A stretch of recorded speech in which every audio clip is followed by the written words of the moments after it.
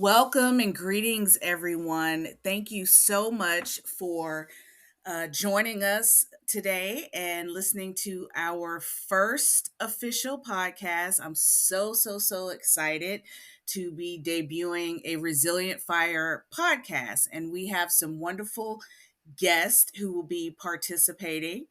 Today, on our first podcast, we are going to speak with Busola, Adegunwa, who is a practice owner, licensed professional counselor, speaker, and coach. We are going straight to the mental health folks and going to tackle some really pertinent and relevant issues. And so we are going to do a series focusing on grief. And if you listen to my intro to the podcast, where I talk a little bit about where the idea came from and my inspiration, you will hear me talk about how I lost my mother a year ago and just sort of my process of healing and grieving since then. And so I thought it was just very appropriate for us to start there. Around the time that I lost my mother, a lot of friends and colleagues were losing very close and important people to them, primarily parents. I'm 47, so this is an age, around this age, where you do hear and see a lot of this, and these transitionings are happening and happening quickly, and it's a lot for us to process as women of color. We have a lot of things on our plates, but grief and grieving, it's really important for us to give that time to that process. So we're going to jump right in. As I said, we have Busola Adegunwa with us today. And Busola has a practice called Be Good Wellness and Consulting. Busola is an amazing colleague that I met some time ago. She is the not only the founder and owner of Be Good Therapy, but also something that she is really good at, and we'll have to talk about this at some point too, Basola, is ADHD coaching. That is something that I was recently diagnosed with, and is a really important conversation to have as well. So I look forward to discussing that at some point. But Basola is a speaker and educator who is passionate about mental wellness, executive function, and productivity for high achieving individuals. She is a member of the Duke Center for Girls and Women with ADHD Community Advisory Council, which contributes to research, advocacy, and community driven initiatives that support mental health and executive function challenges in women and girls. So, Basola, tell me. So, I read a little bit about you and mentioned, Be Good, wellness and consulting, and a little bit about you professionally. But can you just tell us a couple things about who you are, just personally? Thank you so much, Charity, for having me. I'm really honored to be here to discuss, what you have for us to discuss today. A little bit about myself. I am Nigerian American, and I'm a mom, a sister, and a daughter. And forgot to mention, I'm a wife as well. And I say that because those are very important roles that I play, and very proud of those roles. And so, I'm just, a laid back kind of person, very passionate about the work that I do. And I just want to be of support to women, especially women of color, and as it relates to our mental health and some of the challenges that we are faced with on a day to day basis. So that's just a little bit about myself, and I can share more as we proceed, as we go along. Great, great. Thank you so much. So, as I said, I lost my mother last year and was, I've been going through my my grief and grieving process. I've lost people close to me before, but there is nothing like losing a parent, a mother. Um, just sometimes words can't even describe it. Even this morning, I woke up and I was kind of in this haze. And then I had this revelation again, your mother's not here. And I find myself sometimes doing that. I'm aware of it, but then just for a moment, um, it's like she's still out there in the world, and then it hits me all over again. But I have just wrestled with so many pieces of grief over the past year, and just really also talking to other folks, as I said, just knowing that so many other people are also going through the same thing. And just some of the things that I'm hearing from particularly women of color, in my community and sister group.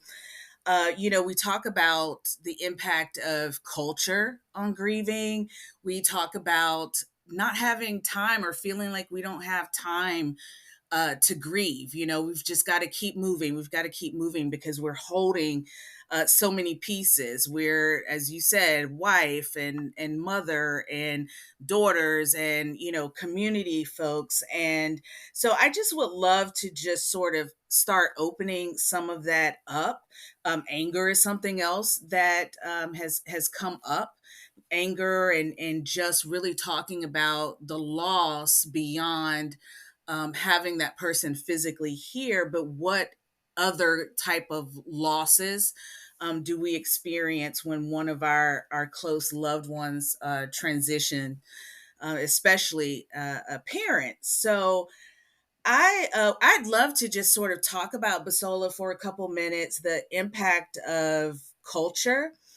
I've noticed that there are differences as there are with many things between sort of this Eurocentric expression of grief and the difference between that and the Afrocentric or Black centered expression of grief. And Mhm. I'm just curious to know, in your professional experience and capacity, how you've encountered this and just some of your thoughts around this. Yes, that's a great question, and you know, first I want to kind of start with defining grief and what grief is, so that as we continue this conversation, the audience kind of understands a little bit of what we're talking about. So, give me one second, and then I'll talk about the cultural part of it. Okay.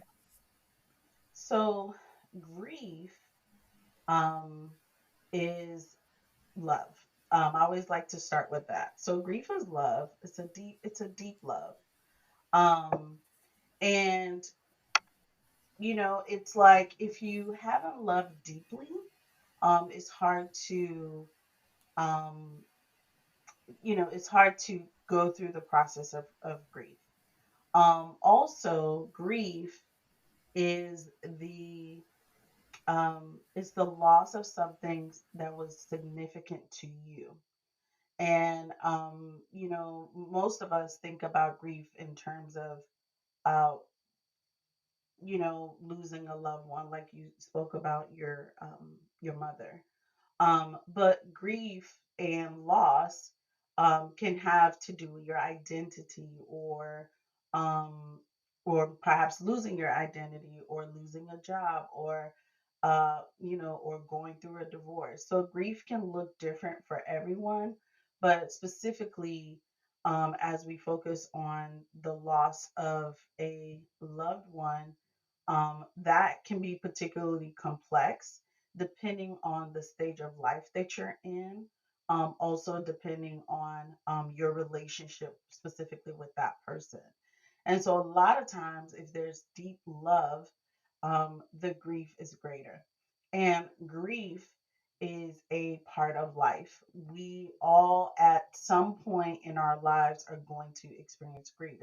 It's much common than we realize. I think in our society we particularly um feel sadness and compassion for someone who's experiencing the loss of a loved one. However, grief can be different things as you're transitioning through, as you're going through life and going through different things. So I wanted to kind of break that down a little bit to kind of talk about, um, how I define grief. Maybe not the textbook way of defining grief, but that's how I define grief. And then if we want to go to the textbook side, grief is the emotional, physical, and spiritual response to loss, and it touches all of us in different ways. Through so when you think about grief, you know there's going to be an emotional aspect of it. There's going to be a physical aspect of it, and for some, there's going to be a spiritual response to it. And so that the spiritual aspect, I think it depends on the culture. So going back to what you said about culture and how that has an impact in how we process grief. Um, do you have any questions so far as I'm going? Oh no, I'm just listening and taking taking my notes. I really love the way in sort of this simplistic way that you define grief as deep love. I mean, just that simple. But it resonates. I know it resonates with me, and I just love that part. But I'm looking forward to hearing what you have to say about this cultural piece. Mhm. Yes, so good. I'm glad that that resonated with you. And again, I want to bring a lot of clarity to this. So, um, and I don't want to say the Eurocentric ways of dealing with grief, because everybody's not the same. However, I think it's more of the sadness and then kind of moving on very quickly, and keeping grief very private and quiet.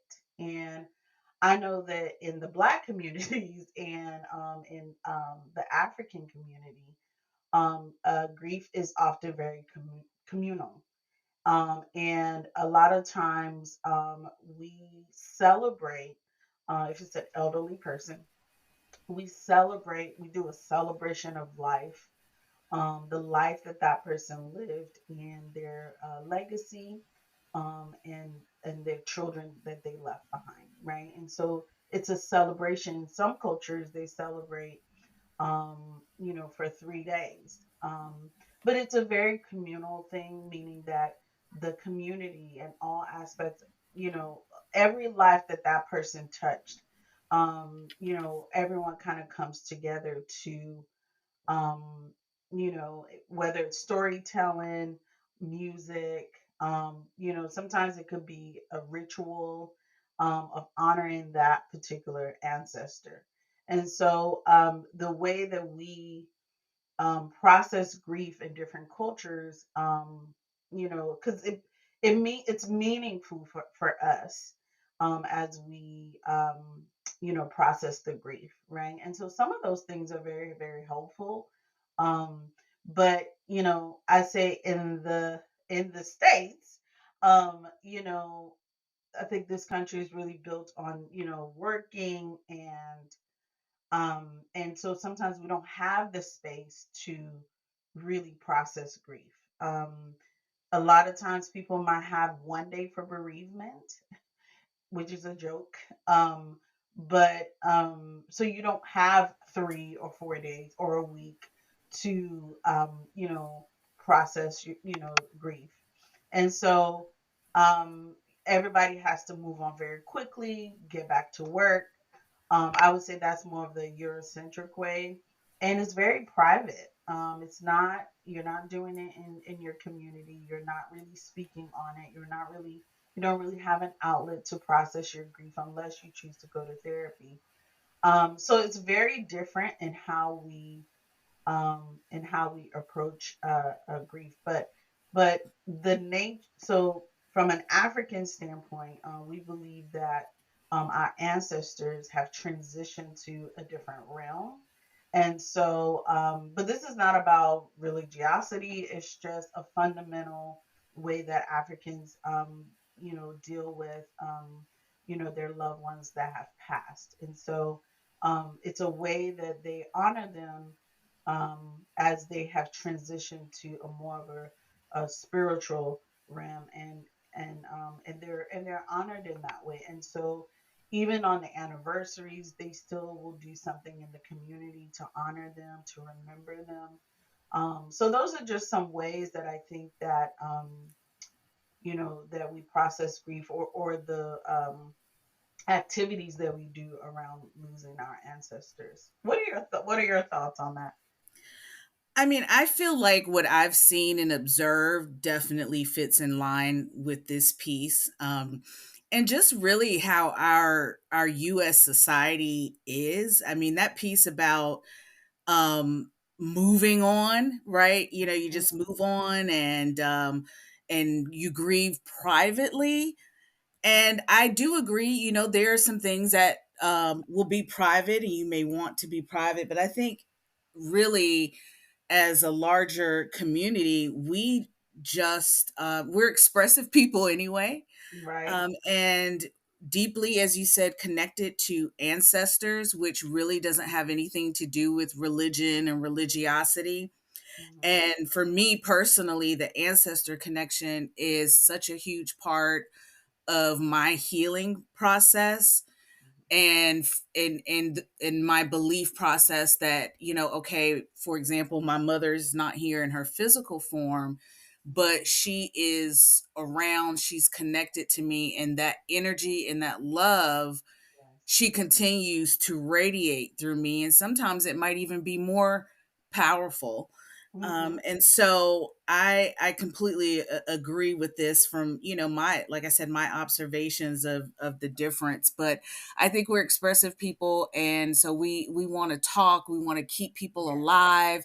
Our ancestors are alive to us, and very real. And so Mhm. I think that sort of keeps the private piece out of it for us, more than the, European American Caucasian Right. communities. Right. Absolutely. And I also think too, like, and this gets into the piece about not having, feeling like you don't have time to Mhm. grieve, which is, if you have a natural inclination, for example, going back to the ancestor piece, and you want to go through your process, and that feels right, that feels good, that feels like healing, but then you have literally no support Mhm. around that time in that space, whether it's, job, whether it's children, responsibilities, but the overall culture itself, even this notion of, timeline on grieving, Mhm. very, very, very white. Yeah, I mean, because we, I like to go back to Africans and how Africans are very big on support and community, right? And when refer to Africans, I'm talking about Black people all over the diaspora. um, is that we tend to thrive in those environments, and we do, we're healthier mentally, and because I'm thinking about a mother who, when she just gave birth, right? The community rallies around her.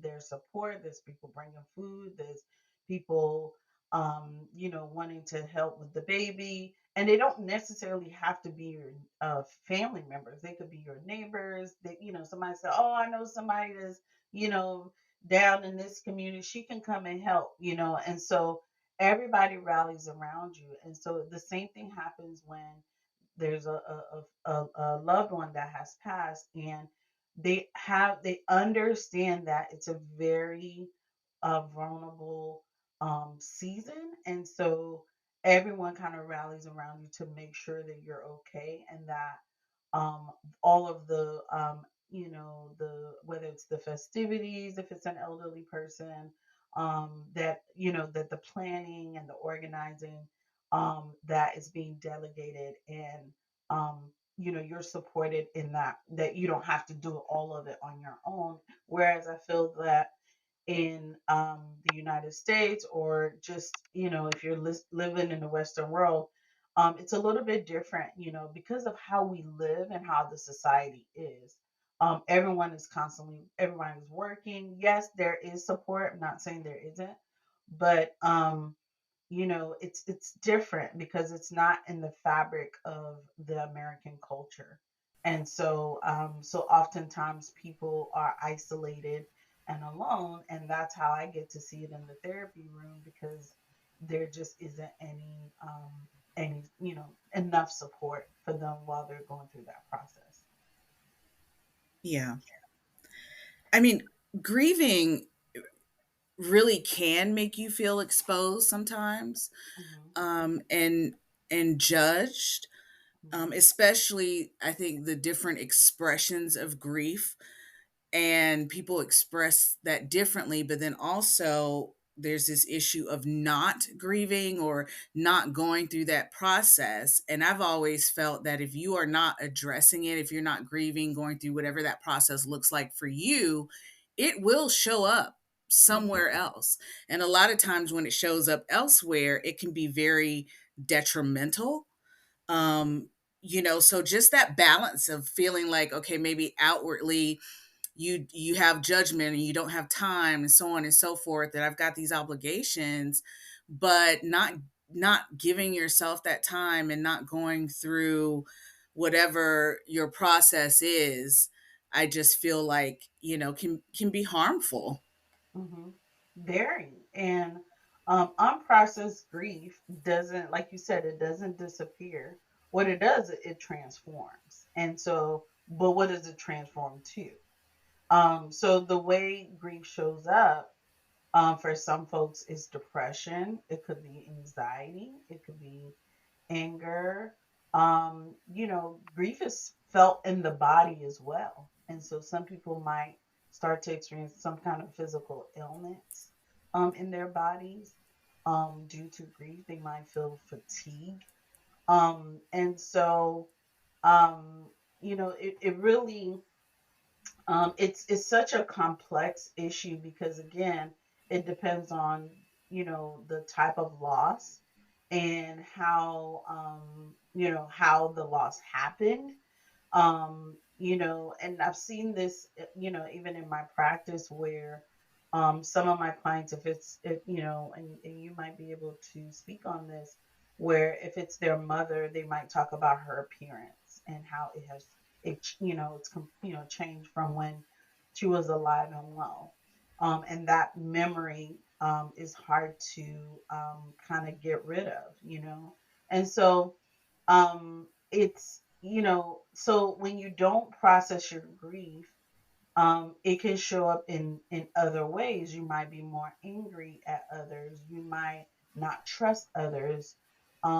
Your emotions are displaced, and you don't know. You might not be able to quickly recognize where it's coming from. And so, like you said, it's very important to process your grief. And what that means is simply create space for it. Have time to think about it, how it has impacted you, how it has changed your identity. Who are you now after that loss? And really going through that process with, it could be through journaling, it could be with a therapist, but just giving that grief space, so that you are dealing with it in a healthier way, versus just letting it take over when you're triggered or something like that. And so people have different reasons to, why they might be angry. I'll share a personal story. I had a family member um, who was dealing with grief, and so we were kind of talking about certain situations around that circumstance, and they were so angry, And I was just trying to, like, talk to them about, like, well, maybe you should think about your decisions before you make it, that kind of a thing. And it wasn't until later I realized that, oh my gosh, like, they were in that space because they were still grieving. It wasn't necessarily that they felt that they needed to take action, or that they needed to that they needed to do something, drastic. It was all grief. And it took me a minute to realize that that was the reason why they were angry. But at the time, I was like, why does this person think it's so irrational? Like, I couldn't pinpoint Right. why they were, thinking in that way. But all of it was grief. And now that that person has had the time to, collect themselves, they're in a totally different space. And so maybe decision making, or, around the time you lose a loved one, it's probably not, not the best, right? Because you're not really thinking Right. rationally because of all the different mixed emotions. Yeah, and that anger piece is definitely a very big piece as well for many reasons. But just I want to kind of go back a second, because when we were talking about the unprocessed grief, Hmm. I think also it's important for us to look at the different ways in which we can grieve and the tools that we have. Hmm. And that also ties, I think, into our cultural practices as well. So, therapy is one. I mean, therapy was really good for me, and I recommend that everybody get some therapy at some point. But then there are these other sort of healing modalities and things that I use also, to process the grief and to heal. And a lot of it is just sort of led by instinct, or whatever my relationship was with that person. One example for me, I've always loved things that smell good, and I love body oil, but my Hmm. mother is always a perfume person. And Hmm. so she loved her perfume. And when she got out the shower, the first thing she did was put on perfume. And she said, "This is the best time to put on perfume." And so, and she didn't care if she wasn't doing anything but getting right, in the bed and going to sleep. But it was something about that perfume, and it made her feel good. And so now I find myself doing that with her perfume sometimes, where I jump out the shower, but just something like that, um, to me keeps her spirit alive. And it's just like a Yeah. little something that I do. I pour her a cup of coffee in the mornings, because that was sort of our time to talk, Hmm. on the phone or otherwise, and share our coffee together. But I think there are other things that, we can do that sometimes we're not really necessarily paying attention to, or don't think it's going to have the healing impact that Hmm. we're looking for. But in actuality, it really does. So I was just sort of thinking about that when you were talking through that, and then the embodiment of grief. Whew, I that's know. a big one right there too. Yeah. Connecting the embodiment of grief to physical ailments. Hmm. Because Definitely. we carry it in our bodies. But I love that example that you gave about the perfume with, that your mom. And I think that's a really great way, of, healing, making that connection with the person that you love so deeply. Because oftentimes that's why it's so difficult, is feeling like you can no longer connect with that person. And so, but we can find different ways of connecting. So you never get over grief. It's just, it's different, how you, interact with, your loved one. It's about kind of, finding ways of honoring that relationship, finding ways to carry it and allow it to reshape, you and who you are. But some ways of kind of healing is just noticing, some good traits of that person, um, in yourself. And so um, I would say mothers, if you had a great relationship with your mother, there's a lot of things that you all share. And so kind of looking at those common traits and and honoring that and moving through, you know, I think the big part is just also recognizing that, oh my goodness, I'm just like my mother and I'm doing this just like her, and it makes you feel connected to her. It makes you feel like you're a part, that you all are still bonded in some ways. I know I've done it with, in terms of my grandparents. I never got a chance to meet my grandparents, but the more I do research and try to find out who they were, how they lived, somehow I feel connected to them, and I feel like I'm definitely their granddaughter, right? So Mm-hmm. so there's so there's that way, right? And then healing could also be creating rituals to honor them. And I think this is a way you can get very creative in terms of how you process your grief and how you uh, move towards connecting with them, whether it's on a regular basis, quarterly, yearly, however you want to do it.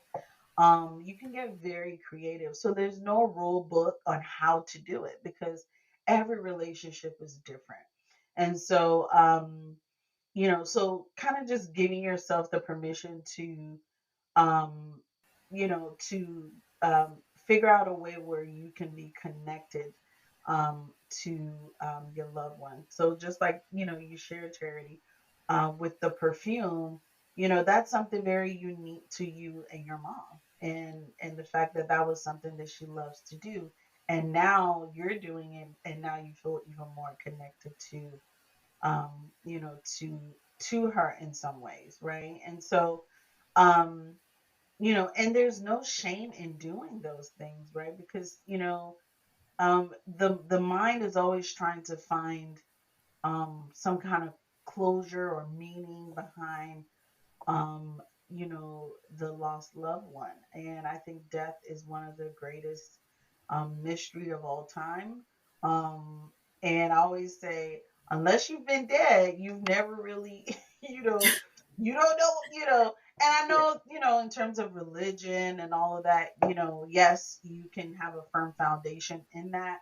But at the end of the day, no one has really lived to talk about like what that spiritual realm is like, except like I said, except for religion. So I think we're always trying to find some kind of connection to that spiritual um that our family members that have transitioned, and if we know they're in the spiritual realm, then we also understand that we can somehow connect to them. So I hope that makes sense. I mean, definitely, definitely.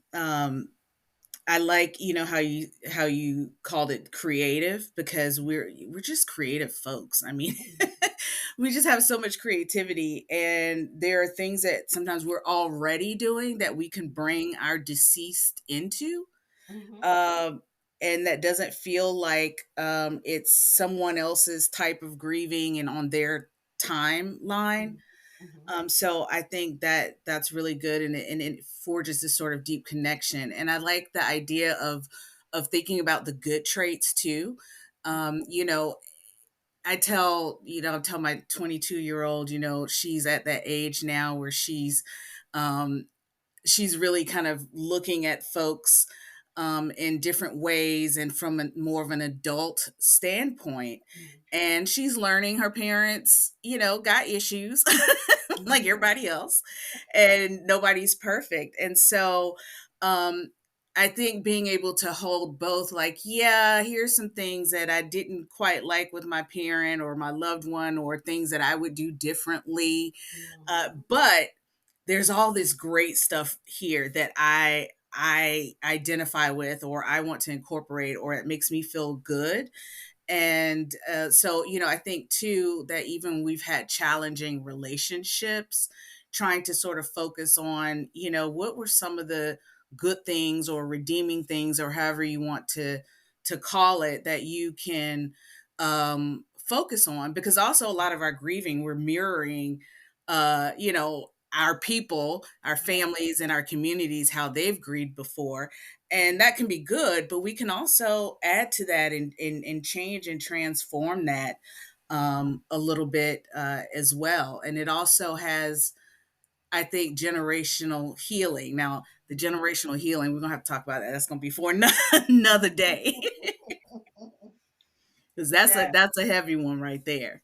Yes, it is. And I'll share like a little short personal story that, you know, I'm shaped, I think, how I um, you know, came to being. My both my parents lost, a parent or both parents at a very early age. And so, as a result of that, of their unprocessed grief, there was a lot of emotional detachment. And so, and as I was growing up, I didn't know, I can't put my finger on it, but as a therapist, and now that I'm seasoned in this work, I realize, and I can call it what it is. And so, when you have unprocessed grief, you can actually transfer that over to your children and your children's children, if they don't deal with it. And so, another one was like, the hyper independence of, I can do it by myself because um there's no one really there for me. And that's a story and a script. If you've had early losses, like a guardian or a parent, you could very much adopt that story. And so if you never deal with that, then you pass that on to your children. And so so a lot of my personal experiences has also come as a result of unprocessed grief. And as as I'm learning that, I'm making sure that I don't pass that on to my kids. And so, like you said, intergenerational unprocessed grief is a big deal. And so we pass on these things, but we don't realize, if we don't process our grief, we don't realize what damage we could be doing.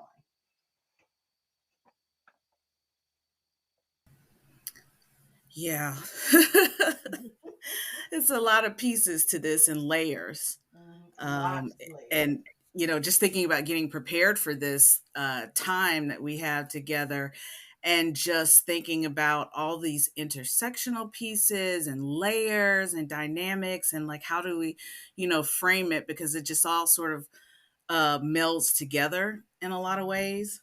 mhm, But one of the things I really wanted to talk about before we end our time together, Busola, is really this piece that you and I have talked about a little bit before, regarding um, anger and frustration, and that piece around loss and grieving that's outside of like the actual person mhm. being gone, but loss of potential, loss of relationships and things like that. So you mentioned the complexities of grief, and so if you could maybe just dive into that a little bit, because I know you've talked about finding that compassion for folks who are dealing with anger and frustration, and that's still connected to deep love. Yeah, absolutely. Like we said, grief is multi-layered, right? And so, and I also mentioned that grief is a part of life. And so someone might be experiencing a loss of identity for a number of reasons. Maybe they have lost a job that they've had for 30, 40 years, and now they're trying to recalibrate, like, who am I outside of this career or this job? And maybe there needs to be a pivot or a transition, but they're still trying to grapple with, like, I'm lost, and so that is something someone may have to grieve grieve the loss of who they were once were, um, or who grieving who you are now. Maybe someone experienced a divorce and they're trying to figure out, like, okay, who am I outside of being a wife, or a husband? And so, so those are some ways that we can think about grief. Is also, is like I said, identity, a role that you played. It could be a young person who's experiencing their first heartbreak, and how if you've experienced a first heartbreak, sometimes you might feel like your whole world is upside down, and Hmm. trying to because you don't have the emotional maturity at that time. And so, that could be grief. So, grief can also be, loss of opportunity, right? And so I see this in my, when I'm working with clients with ADHD, that if I had known I had ADHD, I might not have passed this job up, or I might, who would I be? Maybe I would have gone back to school and finished, I could have gotten accommodation. So, um, so sometimes, grief is what you could be grieving something that you, thought you could have had if you had enough awareness.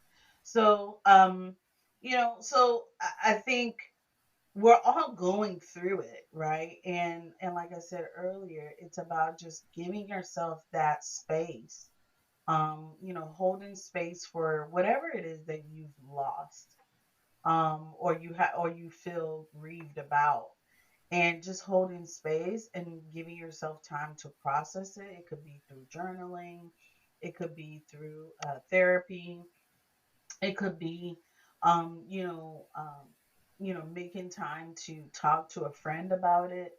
There are different ways of kind of dealing with those specific type of, losses. And I also think that grief and the whole experience of loss can be a way to transition into a new identity, into, the person you're truly meant to be, and, because grief changes you forever. And, and we want, our goal is to, we want you to, be able to find meaning and purpose in a healthy way, so that you can transition into that new, that better version of yourself, if that makes sense. So I also look at grief as a way to, transition, and, as your life is transitioning or pivoting, in some ways you are also transitioning, and, so it really shapes the outcome of who you become after the loss. I hope that resonates or makes sense. Yes, I had this discussion with my husband who lost his father some time ago, and he would always say to me, "You are not going to be the same after this. You're going to be different. You might not even be able to articulate that difference, Mhm, but something will have changed in you." And I didn't really know what that meant until I experienced my mom's transition. And because the other thing I wanted to say too, because you can also start grieving before the loss. mhm. Yes. Yes. Yeah, and so with my mom having more or less a terminal cancer diagnosis, I started, and I didn't realize until she actually passed how much I had started to grieve her before she actually transitioned. Mhm, And especially towards the end where I could see it coming. mhm, And sometimes, some days and some mornings, I'd walk in the room because I took care of her full time the last almost year and a half of her life. And it would just throw me sometimes when I realized how small she had gotten, or something like that. And it would just, I'd have to take a moment and go into the bathroom and close the door. And how do I do that and give myself that space without dropping that at her feet too? And so, yeah, just thinking about that early grieving. And I was sort of making myself think about, what is this going to look like when she's not here? Mhm. So for me, I think in a way it did help. A lot of folks that doesn't work for them. But also the finding compassion, which I think you and I have spoke about before, but Mhm. finding compassion with grief, like finding compassion for yourself, but also for the other person. And once again, every conversation I'm having is so personal to me. But this piece for me around um, any like anger with my mom. We had a Mhm. really good relationship, but it wasn't perfect. We had our issues like everyone else, mothers and daughters. It can be really complicated sometimes. And I was mad at her about certain things Mhm. still. And, but it was sort of like, I remember one day just literally feeling like I was releasing it and like, none of this matters anymore. Like, I don't give a damn about any of this Right. because I just miss my mama. Fuck all this. Like, and Right. Right. that's where my head was. So that, pre transition or whatever, pre loss grieving is very real too. A lot of people don't even know that they're doing it, Mhm. and that subconsciously will have an impact because both sides are grieving as well. I knew my mom was Mhm. grieving whether she wanted to talk about it or not, and Mhm. I was grieving. So just holding all of those emotions on both sides, because I Yeah. did feel like I should hold some of her stuff too. um, so Right. yeah, I Yeah. I I just I experienced all of that. Yeah. I mean, to speak to that, it's a slow grief, right? It's each time you go to the hospital, for some it's, watching, their parents decline physically or to not be able to do the things that they used to do, not to be independent anymore. So if someone had to feed their parent, the also the role reversal, you becoming the caretaker, instead of your mom taking care of you. I think that's some, that triggers, some folks as well. And so so middle-aged individuals who are also caring for their aging parents, I think that can be a very complex time in a person's life, and particularly with us Black folks, where maybe the financial resources may not be available, and we don't have enough support, and the disparities in the medical treatment and things like that. So, you're fighting all of these different things all at the same time while you are going through this slow grieving process, right? Hmm. Or some people may experience where their aging parent didn't take care of whatever it was that they needed to take care of in terms of their physical health, right? And Yeah. so maybe they've allowed, their health to decline before they actually went to an appointment or something. And so now you're angry, but at the same time you love them and you want to take care of them, and so you're going through all like this emotional roller coaster, surrounding so many different aspects of your life. And so it can be, I mean, it can be a very, very difficult time. And and that's why one of the things when I'm working with someone is I always talk about, your support system, and who's your who's part of your tribe, like who's part of, when things hit the fan, where you go, because you can't cultivate that when you're already in the thick of things. Absolutely. That's something that you have to be, growing your network, growing your community, and you giving that back too, showing up for people, praying for others, just being mindful and thoughtful, and having that reciprocated, back to you, and creating our own community within ourselves, just so that, because it's gonna come, and you can't be, during that time, it's hard to find people because you're in the thick of it. You just need a friend to just say, okay, I'm coming over, I'm bringing you some food, or don't worry about it, we got to take it care of. That's what you need during those times.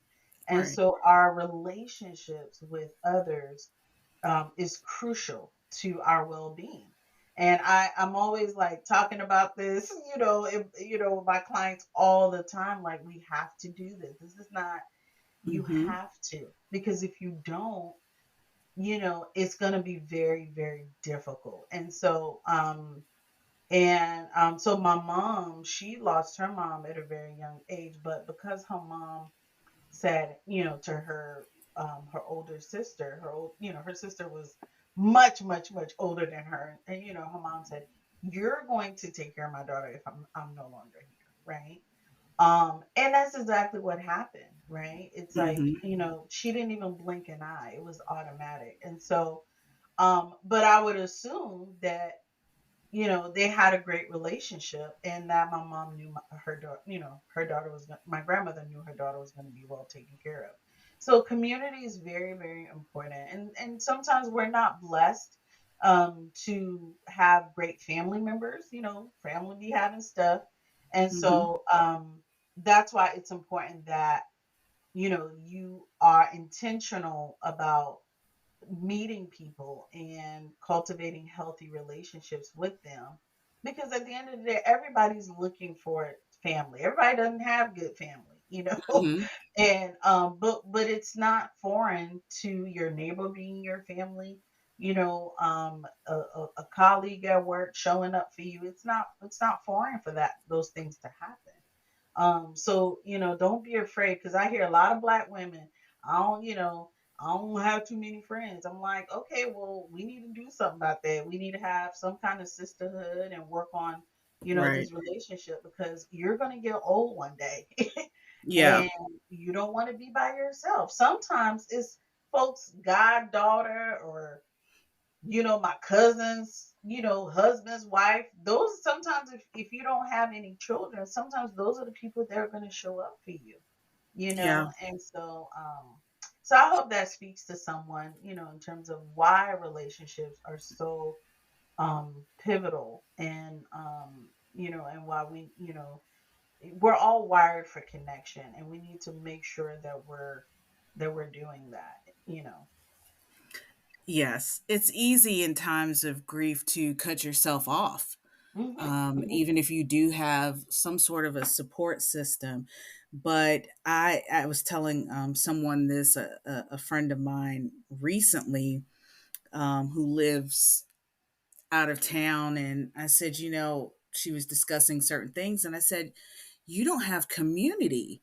I said, you don't have a sister circle, you don't have community. So there's this, you're not rooted, I guess is what I'm getting at, in a lot of ways. And she's really realizing now what that means, hmm to not be connected and rooted in community and sister circle. And it's good to have people who say, oh, look, I'll do this or I'll do that. For me, it was a challenge finding people who could care for my mom, especially after she got to a certain point. And then I was very protective of her, as well. But one thing that got me through is I have this app, Marco Polo, on my phone. Some hmm of you all might have it. And I connected some of my very best friends through that app. I have a group of us who were in college together. And every morning, that's sort of part of my routine is to get up and look at this Marco Polo group chat, and one of the 6 or 7 of us, you know, has done or said something that's so ridiculously funny or just whatever, and it just having that would make such a difference when I would wake up in the morning and I think about, okay, the heaviness and just Mhm. carrying all that around, just to have a few moments while I'm drinking my coffee or while I'm doing this or that, to just listen to them, talk trash, crack jokes, just like we did, 30 years ago in Mhm. college. And that Yeah. really, really meant, and still means a lot to me. Yes. Yes. Yeah. I'm so So, glad that you had that. I'm so glad you had that. yeah. And one thing is very clear is that we don't, in our society and in this country, we don't talk enough about death and grief. Yes. Yes. That it's a very real part of life. Mhm. I think it does people a disservice not to address it. Um, One of my pet peeves, and I'm sorry if I offend anyone listening, but I can remember going to funerals basically my entire life. And the first funeral that I really remember was my great grandmother's in 1983. So I was 6. Mhm. And I had spent a lot of time with her, and my mom took me to that funeral. But I know a lot of people will not take children to funerals, but my mom used to say, why not? Because this is a very, very real part of life, and Yes. nobody gets out of here alive.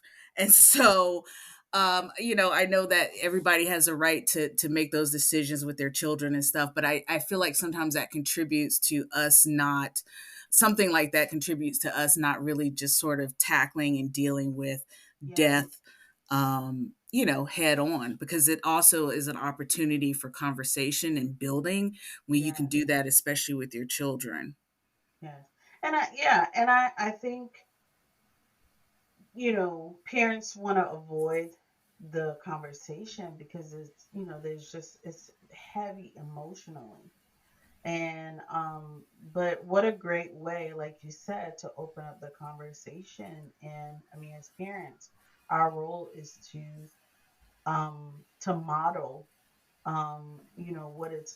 what life is going to be like, and to teach your child how do we process grief, and to kind of give a guide or something, so that when you are faced with it, you sort of have an idea of how to maneuver, right? It doesn't mean that, you have the specifics, but it kind of gives you a blueprint almost. And so yeah, I mean, I think, um, we avoid things that are painful, and we avoid talking about things that are painful. And so that's why, you might see where people may not want their children, there. And but children are soaking up every single thing. They see everything. And so, and Right. they're going to have questions. And the more we equip them, the better they're able to handle certain things that may occur. And oh, it's so interesting you brought this up. I watched a video of Coretta Scott King, and I think this was after Dr. King had, was murdered. And they were kind of, I guess the media was, asking questions about how, how the kids were doing and their like day to day, and how they were dealing with the grief. And I was just watching Scott King, and how she handled the question, and how she didn't deflect. And she also talked about her husband's legacy. And so, to me, I really do think that she modeled, she modeled for a lot of parents how to do that. And I believe, and you could correct me if I'm wrong, I believe I saw a picture of Bernice King at her father, and all the kids at her father's funeral. So the kids were there. And Right. so Um, and but if but as time has gone by, which that family has faced a lot of different tragedies. I have seen them in times of adversity, and they have showed up. They spoke eloquently, and I know it's not easy, but they definitely modeled it in a way that I think we can see some examples there, if that makes sense. Yeah. Right. Right. Well, Basola, I have really enjoyed our conversation. And for those of you who are interested in possible therapy and just learning more about Basola's practice, you can visit Be Good, BEEGOOD therapy, begoodtherapy.com. And I'll also be sharing her information on various platforms for RJRP. But thank you all for listening, and thank you, Basola. And I can't wait for our next conversation. You're welcome. Thank you so much for having me. This was so wonderful. Thank you. Thank you.